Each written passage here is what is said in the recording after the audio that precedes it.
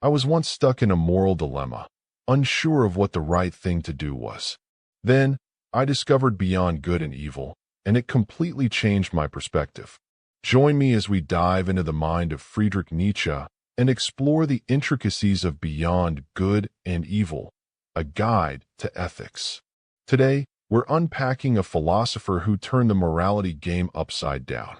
But before we jump in, if you haven't subscribed, then hit that subscribe button and join our community for more mind-blowing deep dives like this.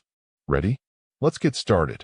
So, this story starts with Friedrich Nietzsche, a German philosopher whose ideas still shake things up today.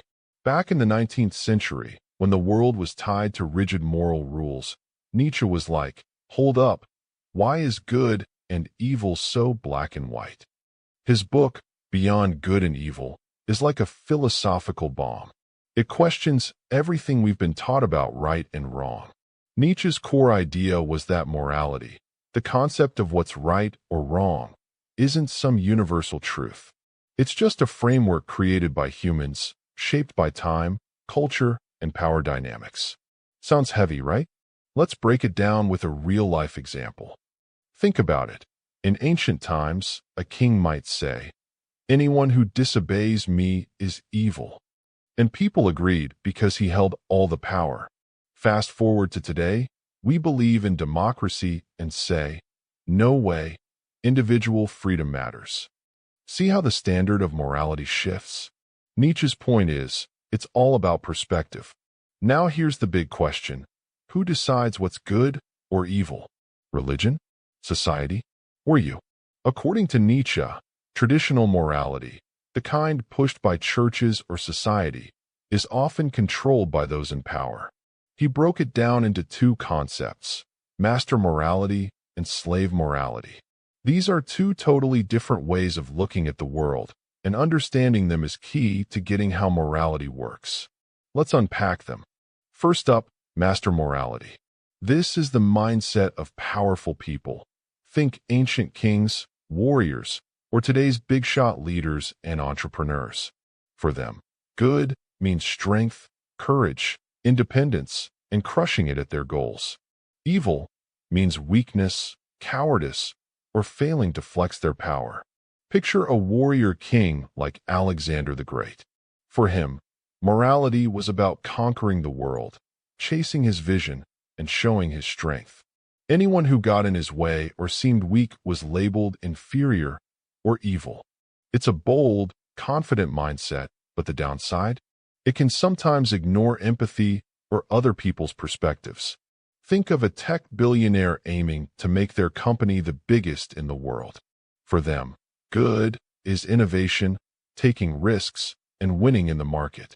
A competitor who falls behind, they're seen as a failure or irrelevant. That's master morality in action today. But here's the catch. Does this approach sometimes forget about caring for others?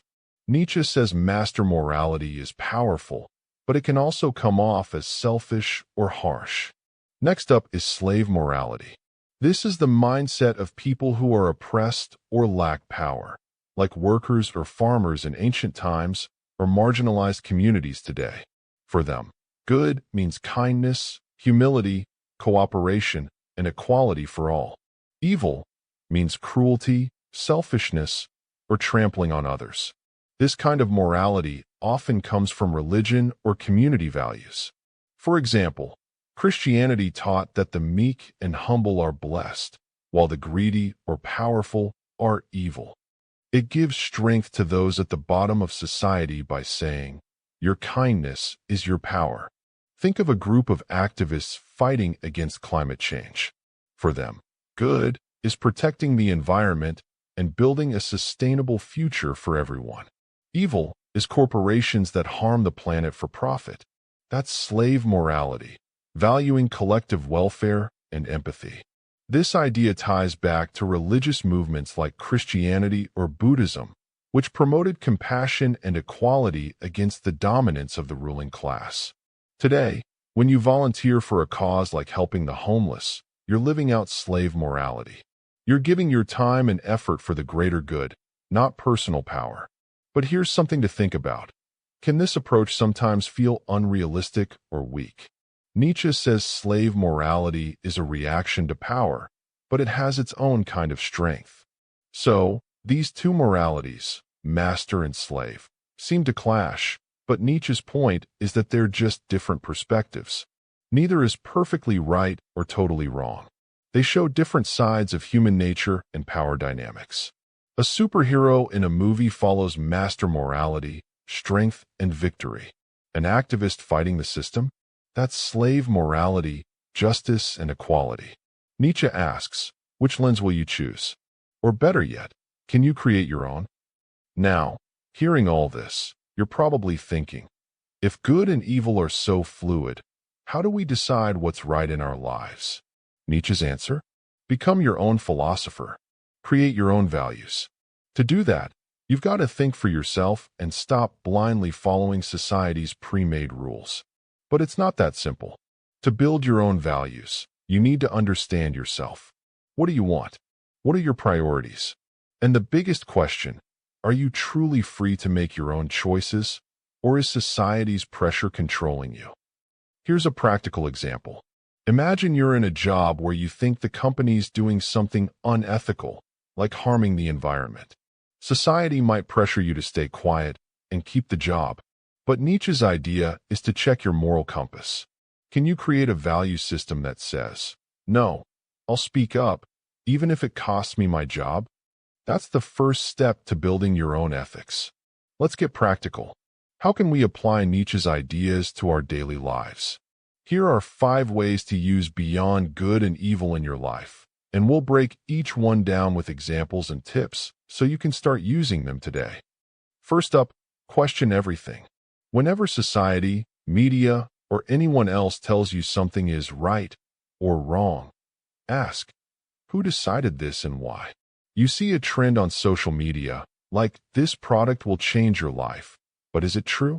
Imagine an influencer on Instagram pushing a diet as healthy, but have they done the research, or is it just a sponsored post? Nietzsche's idea here is, don't follow blindly. Check if this diet fits your body type, lifestyle, or health goals. Next time you face a big decision, plan, like a career move or lifestyle change, ask 3 questions. Who's pushing this idea? What's their motive? Does it logically make sense for me? This will free your decisions from society's narrative. Second point, take responsibility for your choices. Nietzsche said that to build your own moral compass, you have to own your actions. That means if you make a choice, you accept its consequences. No blame games. Say you're in a fight with a friend because they hurt you. Society might say, just let it go, don't make a fuss. But you feel it's important to talk it out so they understand. If you choose to confront them and they get upset, don't blame society or culture. You took a stand. Own it. After every big decision, write in a journal, why did I choose this? If things go wrong, ask, what can I learn from this? This habit will clarify your values and give you a stronger sense of self. Third point, don't shy away from conflict. Nietzsche believed that struggle and conflict are how we grow. When you're in a tough situation, don't run from it. Face it. Conflict is your chance to test your values. Picture a student protesting an unfair college rule, like mandatory attendance when classes are available online. Society might say, stay quiet, just get your degree. But that student took a stand for their principles, and maybe even got the rule changed. That conflict was a moment of growth. Next time you face a tough choice, like disagreeing with your boss or pursuing a passion against your family's wishes, take a deep breath and think, this is my chance to prove my values. Fighting these small battles will make you stronger. Fourth point, define success on your own terms. Society often says success means a big house, fancy car, or social media likes. But Nietzsche's idea is that success is what's meaningful to you. Set your goals based on your values. There was this woman who left a corporate job to start a bakery because baking brought her joy. Society said, why give up such a great salary? But for her, success was living her passion and putting smiles on people's faces. Today, her bakery is a local favorite. You can do it too. Take a day to write down, what does success mean to me? Is it money, impact, or happiness? Then take one small step in that direction, like starting a side hustle or volunteering for a cause. This will free you from society's pressures. Fifth and final point, stay curious. The core of Nietzsche's philosophy is questioning and learning. The world's answers don't all come from one book or one person. To keep your moral compass sharp, explore new ideas and listen to different perspectives. There was this guy who always supported one political side because his family did. Then he watched a documentary showing the opposite viewpoint and talked to people from that side. He didn't change his opinion, but his perspective broadened, and he could justify his decisions more confidently. How can you do it? Learn something new every week. Read a philosophy book, explore a different culture, or talk to a friend about their beliefs. This habit will make you a well-rounded thinker and solidify your ethics. That's Nietzsche in action. But hold up, this philosophy stuff isn't always safe. Nietzsche's ideas have been misused before. Some people took his create your own values idea and used it to justify selfish or destructive actions. So, remember this, when building your values, don't forget empathy and responsibility. For example, imagine a politician doing corrupt deals in the name of their truth. That's not what Nietzsche meant. That's just misusing power. True philosophy means you also consider the consequences of your actions. So, Beyond Good and Evil is about opening your mind, challenging society's labels, and building your own unique moral compass.